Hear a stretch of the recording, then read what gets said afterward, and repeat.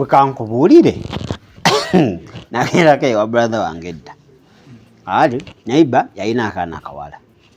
ono ng'alina kalenzi bagambe bale tugenze kugula bintu bya sapa lubeeraawo babulesaawo bagenda okudda ng'akalenzi kali ku muwala kalenzi bakali mu myaka nga 6 kala mu 5 mama w'omulenzi n'atabuka najjayo embooko papa lwasokola ebyekisiru agamba mami nga mmwe mubikola ba bya kisiru alaba awali okuddayo kati yoyo mama yatali na mpisa kati ate ogenda kuddayo empisa zino Adamu olaba Eva gyatendekebwa Katonda ayamba Eva okumutendeka naye olw'okuba Adamu eyali aweereddwa obuvunaanyizibwa obwo teyabukola laba ekyabaawo sura ya 3 Sitaani olwayingirira agudde ku nsi essula eyokusatu lubereberye amanye ekyansanyusa ng'ate baana bakola sauti nga maama gyakola akawala nakakola sauti ng'eya maama nga maama we kivuba ekisenge manye tulina obeera sooka yafuuya maama embirigo zonna zaakola nga kana kamyaka ki kataddeko music wa maama lubereberye statu emu gamba banaabana by the way music wa Bwakatonda oyo yalina okubeera loud. Now the serpent was more crafty cunning or crafty than any beast of the field which the Lord God had made. And he said to the woman, has God indeed said, you shall not eat of every tree of the garden?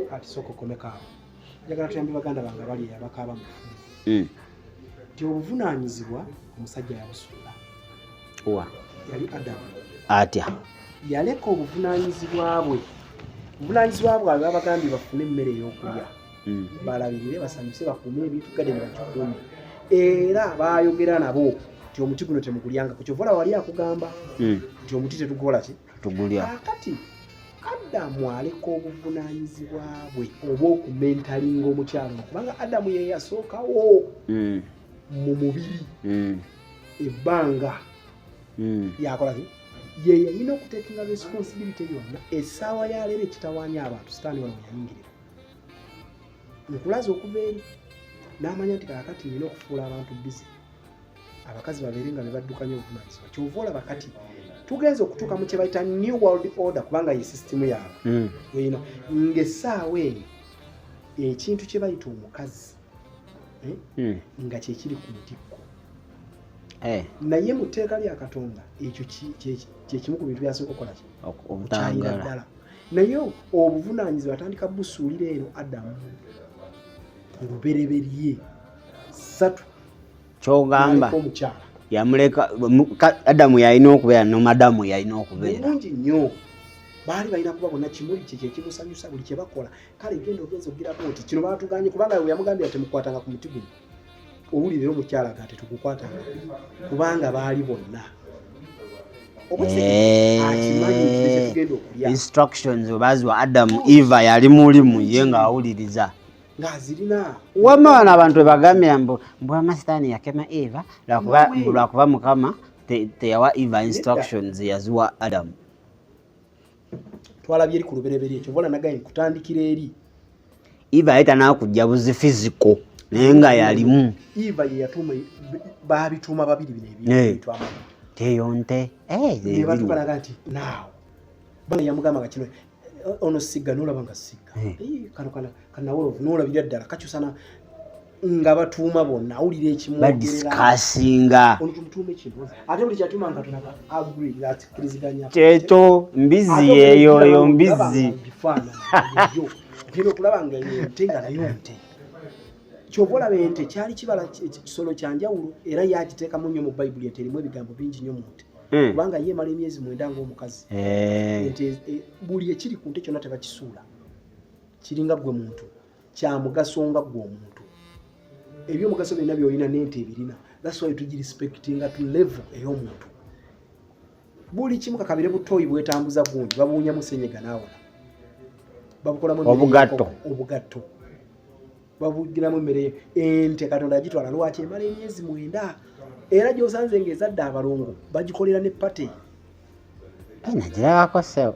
yongezaala balongo beereere kati ng'olwo omanya nti eyo nabaana ye buli bwata abiri amagi bayizawo abantu ate tebamanyi enkwaso tezijja 2 ez'omusajja ejjeemu kati netomera amagi ge gajja 2 nga byekutte wamu kati enkwaso eno bwejjeemu nga nkazi nga ya mwana mulenzi eyinza okujja nekwata nga ya mwana muwala kubenga ey'omulenzi erwawo ey'omulenzi egenda okujja okutuuka ng'ey'omuwala yakutte dda bewulya nga bazadde omuwala n'omulenzi naye bwekwata emu ebazaala omu nga bombi batya amagi gazze aga 2 naye enkwaso yabaddeko emu jinja limu bulungi yakubye ebinyonyi 2 bwekityo bwe kiri abalongo batyo bwe bajja oluusi ganza n'okufutuka ya 5 olumu oba 6 naye lyo nerikwasaaba ati olw'okuba ow'obusajja nebukwata butyo naye ngenzeeyo lwakwambadde nkulaga wano omulabe wano wayingirira Adamu bwe yaleka bwatu responsibility ye wano omulabe we yaggula kyovola Bayibuli ekugasaba nnyo obutakoowa oleme okugwa mu kukemebwa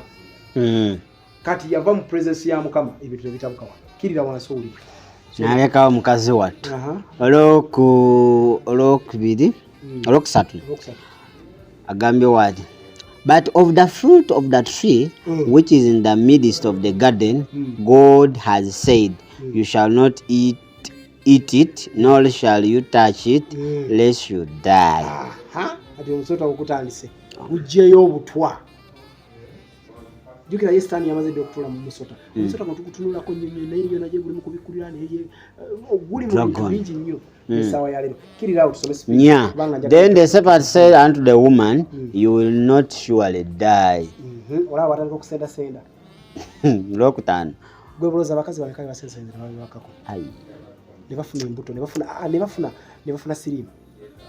omusajja ayinza okukuba akalimi ng'omanya ogw'omusota gwennyini ate ab'ennaku zino bamukwana ku nnya 2 kirira owulire for God knows that in the day you eat of it your eyes will be opened and you will be like God knowing good and evil. Mukaga agambye wati so when the woman saw that the tree was good kati obadde obuuza kiki ekivuddeko amakuta spells ebisiraani amaani gali Lucifer amasanyalaze ag'ekizikiza agasindika mukyala wano kyova olaba tulina okuba abeegendereza ennyo nali njogera nga kugamba divorce mu Uganda egenda kuva ku music TV ze tulina ewaka wangi olaba ebintu ebyo ebitwetoolodde Satani byayitamu okukozesa okumenya amaka one zesimu zino z'okutte atati esimu eno yemu kyasinza okumenya amaka era erina ebitundu 9 okuyuzaamu amaka tonagamba eyokubiri ye TV omusajja ekifo ky'okudda ku munne banyumye amusitule batambule bagende obudde alina bwa ssimu WhatsApp bino byonna byajja bitegeke nga bibale waliwo kapo gye banyumiza omukazi yali mu ntebe yeri omusajja yali mu ntebe yeri n'omu bali kunyumya hello dear yes how I am fine how was the work ebyo byebiriye mu maka olwo ogenza mu kyetuyita olusirika mu maka mulimu kye bayita olusirika mu marriage mulimu banga process nagambye nti honeymoon ya myaka egi otegerera munno nti kino kimunyiiza otegera wali abadde alyanga aleka nako abadde ye wano honeymoon ogenda kumuwulira ng'afuluta ng'erikopita si kyokka agenda kulya ebijanjaalo nga bulangiti mugirimu aba so kasumuleti ya gas nga toyina kudduka olya kira ati ekyo kyebayita honeymoon ekyo kyebayita omuntu n'obigumira byonna nga no yowange nga toyinaayo kintu kirala kyonna kubanga ebijanjaalo gwo bigula buli lunaku ne mukene kanyagama nerero butobataddemu mungi kati ekyo kiri eri kubanga wano ye agambye twasomye kyawandikira ekiro ekiti Katonda awa abafumbo omukisa ebyo byonna ne bibeera nga tobiraba nabiraba naye kati wano olabira ddala lwiyogumu nze wetandika okutegeera mukyala wange mukyala wange fayita omulaba wano mu lwiyogumu life alumba entala azirumba kati olina kumanya ono nina omumanya afumbirwa muweereza eno jjinja yali yafuuka ekizibu nga nze tayagalira ddala nzija ejjinja nze abawala bankwanira ku baba tv awo besinza nakunyumiza musumba olina jjanga ne gundi alina mukatuli kinyonyo naye nga amaka ge yakamenye nagange nagatandikako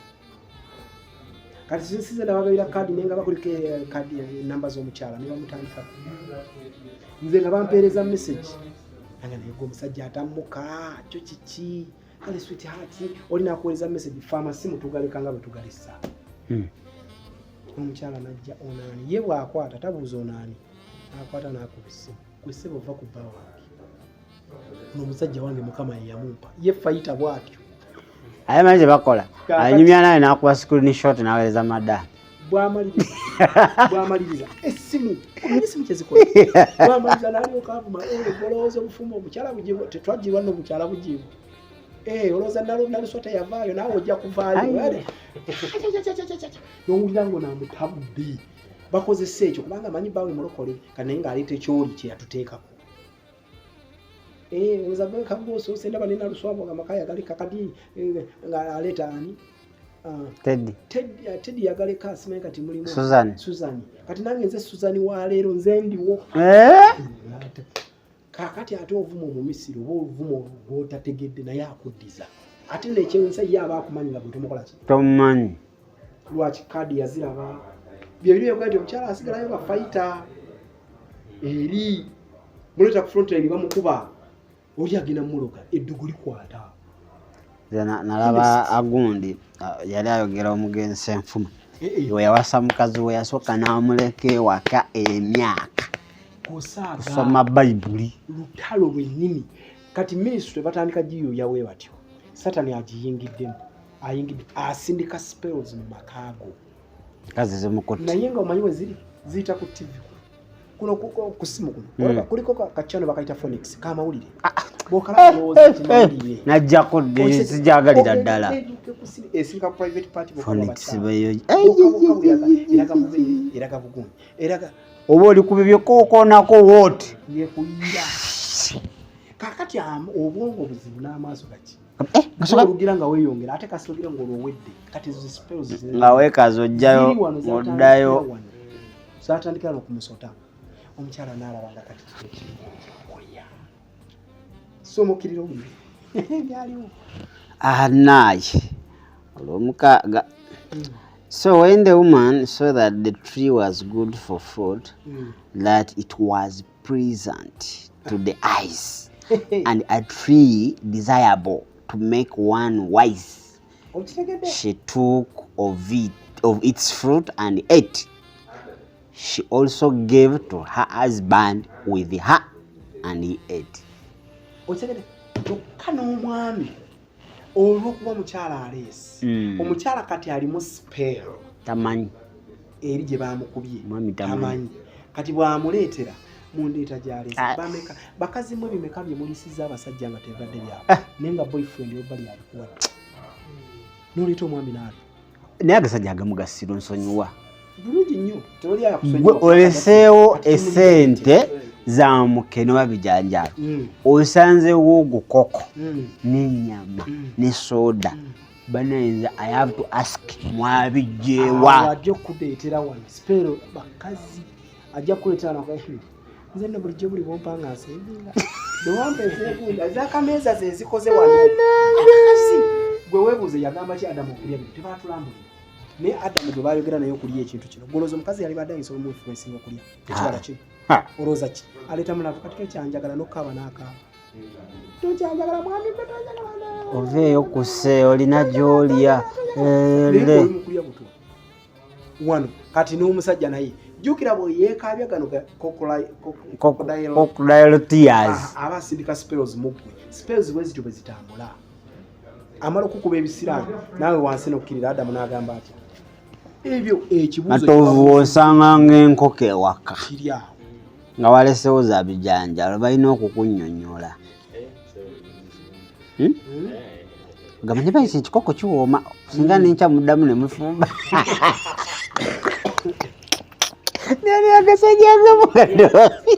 musanvu. Then the eyes of both of them were opened and they realized they were naked, so they so they saw fig leaves together and made themselves coverings. Okyagede olwo batandise okukola ki kati awo omulabe we yajjira kati essaawa yaleero kimanyi nti buli muntu yenna buleminzi munne tasobola kujjukira eri laavu gye basookeramu kakati waliwo mwannyinaze oli eyo amaka gayulisa omwami takyagala kuwuliriza omukyala takyagala kuwuliriza gwe ddayo wali mu lubereberye ebyatandikira otandika okubuuza weekansolinge wekka ki ekyaleese koze eno yatandika etya mu maka gange kino kyavuddewa mwana bwe yajja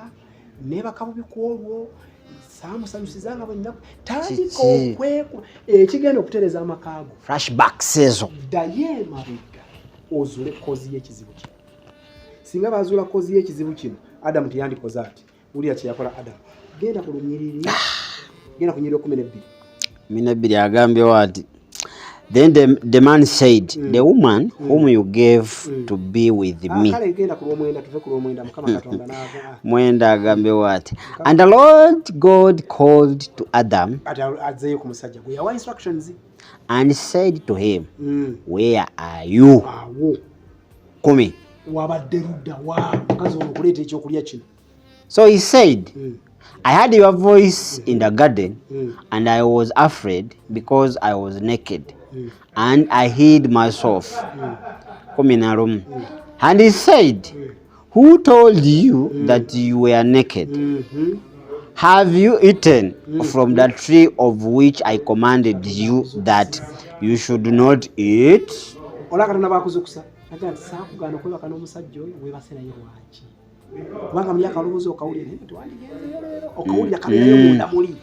Bakukwatiddeyo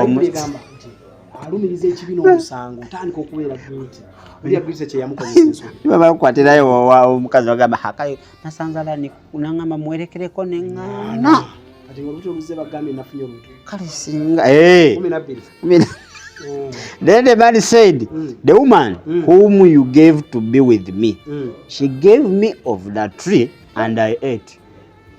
And the Lord God said to the woman, what is this you have done? The woman said, the serpent deceived me and I ate. Buli omu akikasuka wa munne anenya munne tewali kutula ku solution bwe babeera baana anenya baana bwe babeera gombi kati amaka gafuuse confusion gakutabudde naye nga solution nyangu nnyo. Adamu yali alina kuddayo agambe Mukama esaasira saakoze kyenteekeddwa kukola. Omukyalo ono naye teyandikoze kiraga esaasira ekintu kino saategedde nti kisitani kituddemu kati yali agenda tusonyiwa. Adamu oli Mukama nayonoonya esaasira ekyo kyalateetaza kati ebyo byowulira mu maka go bikutabuseeko byowulira nti biki ddayo onoonye root cause toddamu excuse todda ekyo kyekigenda okuyamba amaka go. Ekyokubiri mulimu abasajja ngaaya linnya tabuka nnyo takyasobola kugambwako oba omukazi nga takyasobola kugambwako gwe kakkana teweewolereza bino bya Adamu genda mu maaso ga Katonda genda ku vivi evivi lina maanyi Mukama omwami wange musonyiwe wadde yeekaza evivi lina maanyi prayer room nagirabako eyo firimu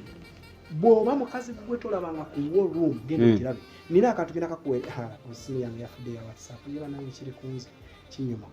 lutalo zino ntalo bino byemumpitamu bino ebiri mu kuntomeza bino Lwembere nga siri mu buweereza mbera mirembe gyange naye nina olutalo lundi mu kulwana batasesa benyimiridde nabo mu kusaba kati batandise kukuba bintu byange wabyaterera kakati ulira bana bakakusabye meko kalongoza abana bakawuba Allan engasa gyakugasizzaamu kyogamba tosasasula egyo omusanvu gye basabyeyo batereze essimu naye nammwe muli bazibu. Era siri ku WhatsApp bali mbali njagala nkuweereza aka nyayi yakakuweereza essaala bw'ona okuliyetinga eri group prayer group nja kakuweereza okateekeyo a conference group essaala eyo semina twagala gita semina conference bayanjawo semina ebaamu ebibuuzo twagala interaction kyetuva tugita semina conference ebagga ogenda kujja oyogera ebyo byoyagala tugenda kwogera challenges ne solutions zaazo so teweerabira bw'oba okola okitegedde kakati wulira ono teweewolereza saba gamba mukama nyamba ono omusajja simuyinza nze yaŋŋamba tumuddize obufumbo abudduka nnyo ono omusajja simukolaki simusobola nyamba gwoba okolaki ekyo kyokka kyekigenda okutaasa katonda ajja biyingiramu akasanukanya honest nga toyomba era bw'olyanga okuyomba kukutuusa kubanga ye omwami ayomba n'otamuddamu ayomba n'omuddamu kati ku luno gwe tomuddamu teeka amazzi mu ttama butika omuntu bonzijukiza omukazi yagenda ku musamize omusajja yeekyanze kati omusamize n'amubuuza wajja akola ki yayomba nnyo nayomba nemuddamu netuyomba netulwana ebintu netubimenya samize n'agamba kwata akati kano wajja n'atandika okuyomba kateekeyo kumbe kali akati tekamuganya kwogera n'ateeka n'ateekayo kazi omuziramu n'akyo omukazi ono akyuse n'abirekera yakeera gulambuzi biki kugenda kwebaza kiki kyenagamba omuntu agenda kulyako sente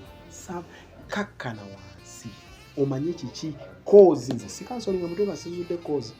saagala ebintu nagenda wamusombako ninansabira nebitakola nengende wakuni omutima gw'oludde gulimu kye omanye abantu bajja mu kansolingi bazibu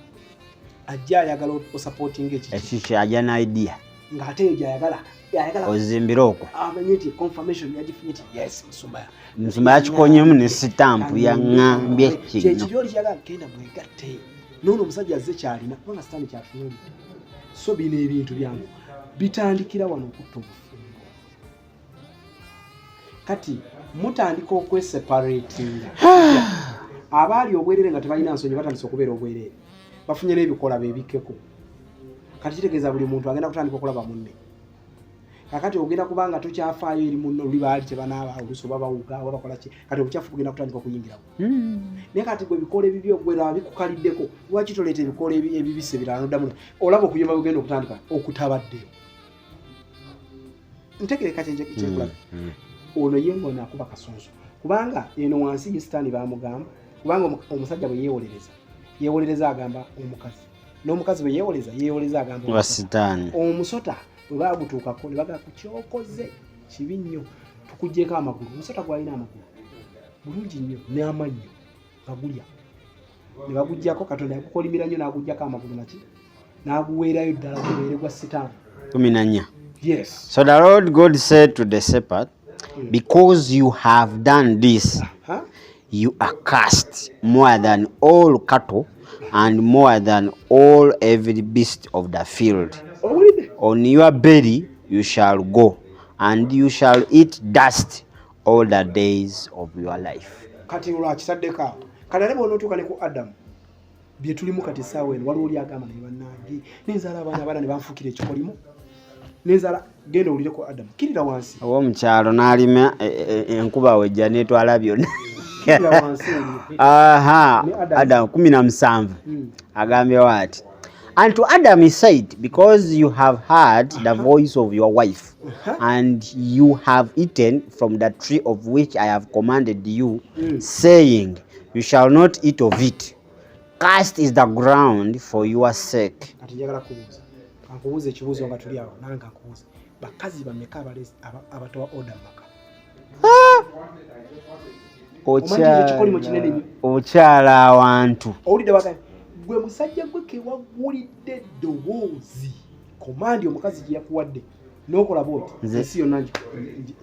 nze nina gwe mmanyi madamu anti madamu ayogedde ndowooza owulidde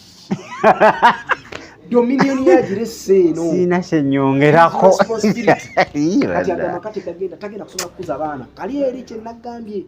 abali mu kukula nga batya Katonda byonna bigenda kukula nga bisassalala. madamu ayogedde sisobola kubaako kyenkola. Kirira owulira ate madamu kye bamugamba abakazi abatabirimu annangi kuleka buvunaanyizibwa kuddayo waggulu ku 16 bagambe bati madam to the woman said I will greatly multiply your sorrow and your constipation. In pain you shall bring forth children. Your desire shall be for your husband. Okawuliddako olwo atandise okugibwako obuvunaanyizibwa Katonda oli bwe yayita muwadde luli yali wali wafuna buli kyoyagala wali tewaali wafuga munne nga woyagalira omugamba gwa bijangu bwoti naye kakati gwe wowulira nga oyagala nnyo kyekitawaanya abafumbo abalina ddala abakyala awulira nga ayagala sex tasobola musaba era alinda mbu omwami yabamugamba alinda omwami ajja akole ki kati nze bwe ntuula wano nga mbagamba nti yes kulaba gye kifubutuka eno kyakolimirwa bukolimirwa nti kakati mukyala gwe ojja kufugibwa ng'omwami n'omubiri gwo kyobola bw'ojja kisanga eri mbagala simanyi I think nga kigamba nti toofugenga mubiri gwo gwo omukyala omwami yajja okufuga ng'omubiri gwo ate n'amugamba nako n'omusumumi naganze saagala yes kyobola abasiraamu bakwata kyekyongedde olw'amalaayo obungi bo abasiraamu bakwata omwana alina n'amubikka teri kumulabako baweekaya bamulabako teri kumuwa balala kati ate bano abalala amansula bumansuzi bano yeego alondamu ng'agula enkoko njagala eyo wa musajjawo and he shall rule over you yagenda okufuganga kati wano obuvunaanyizibwa babuseparatize olw'okomanda kati tuzze muki mu bufuzi yagenda okufuga tokola kyenagamba muteesaasira osobola muteesaasira nemugamba essaawa eno gw'olina obuyinza ku jjuli oyo yimirire omugambe toddamu okuyimba emisiri ddamu kulaba baawe kati olina okuyijjayo authority yo eyo yaweebwa yakuweebwa Katonda omugambe tova mu nnyumba wano togenda kati ekyo Adamu kye yali alina okukola mu kusooka agamba omukyala togendayo ne baatugana okusalimbirayo lwaki tokkiridde mangeri ku mugeeri okwewala bino kaino gye yasalimbira gye yasangira omusota kisnake kati laba n'omukazi n'oleetera abakazi obulumi gwomanyi nti n'akaziika mugundi wa muganda wange naye yafudde ng'azaala yazadde omwana n'afa naye n'afa kibinya ekyo tubadde tutegeka n'ambaga yaabwe kakati abakazi bafiira mu ssanya ye satani ng'afuna omusaayi ye ng'afuna omusaayi mu malwaliro ba agenti bayitirivu ye satani ng'afuna omusaayi agujjawo obuzibu bwali wano buliya kyeyagamba omusota maliriza n'omusota kale kino nga kiri so deep bibiri obuzibu buvaawa kati lwoke tugere ku solution ku musota aho wenyini wotse 16 wansi 17 ndoza agamba omusota guli eno gwe omusota guli ku 14 15 agamba obulabe tugende wansi 15 agamba waati and I will put an enmity between King James and I will put an enmity between you and the woman and between your seed and her seed he shall bruise your head and you shall bruise his nail. Awo obulabe butandika awo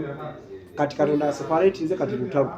olutalo luli mu bufumbo lwayingiramu omusota mu maka gwe gutuddemu kati gwe gutwana guyise mu masimu abo guyise mu TV guyita buli wantu kubanga gwo guyingira mu buli kintu ne gutandikira awo abula oguli muno awo mu masimu kale tugende ku kitule kirala bannange muli balabi balungi era bawuliriza balungi abadde Still Hope tetugenda kubanga tusukkawo wano olunaku olwaleero omukulu mwaganya omusuza singa mumusuza yalikoze n'obusinga waawo bate mumusindikira sente z'okusula n'asula naye yongera naye omukulu alina okuba nga addayo olunaku olwaleero. Tetugenda sukkawo kibadde ekitundu kyaffe kyakuna n'ekyokutaano kyobadde owuliriza, tetwabadde na break ate kale tugenda kuba nga tukomawo n'ekitundu ekisembayo eky'omukaaga ate omukulu asobole okuba nga abasibula 07523447 0761 088 twagambye tuli ne ba Alinisa Hotel osobola okujja byebyo ebiri mu maka ng'omusajja bina kuwetwala out omukazi omuleka waka omutwalira byoliddeko ebikudibiridde byotwala muleeteko ku Alinisa ali ku kikoko ekiri fresh esafiringe abere ku ali ku kichapati no chiku ate ekindazi banayi leka tuomulemu katono Alinisa eri wano Jinja Ayiganga Road ojo gisanga enamba zaabwe ziri awo osobola okuba nga oziraba. Matova akyali ku kamera ate akyali mu semina ayiga agenda kuba nga atuleetera Nnaalongo yasoose n'okuligestalinga agenda kuba nga atuleetera Nnaalongo katutole mu katono tukomawo n'ekitundu kyaffe eky'omukaaga.